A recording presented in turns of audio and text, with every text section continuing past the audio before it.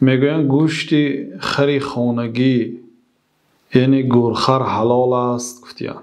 گوشت خری خانگی میگویند و بعد تفسیرش بگفتیان که یعنی گورخر. تا گورخر نمیشد. گورخر این خری وحشی هست.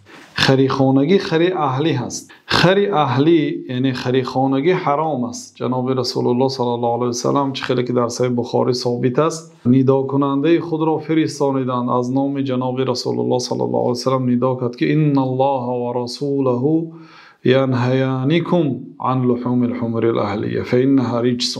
الله و رسول شما را نهی میکند یعنی منع میکند از خوردن گوشت خری خانگی. فانها رجس چون وی پلید است گفتند. پس دیگه ها چپه کرده شد و حال که در دیگه ها گوشت ها می جوشید قریب پخته بود.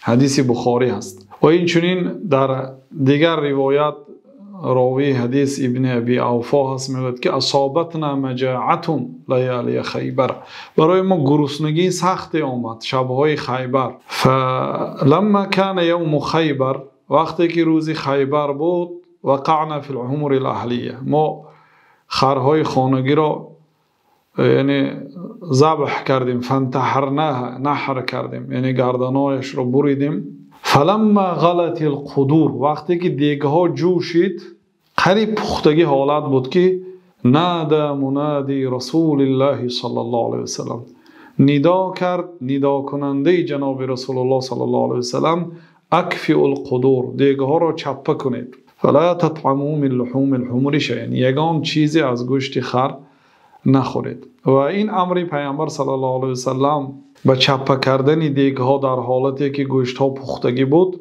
دلالت به نجاست بودن گوشت خری خانگی و حرام بودن آن میکند، به خلاف خری وحشی یعنی گورخر. خری وحشی حلال است، مباح است. الله اعلم.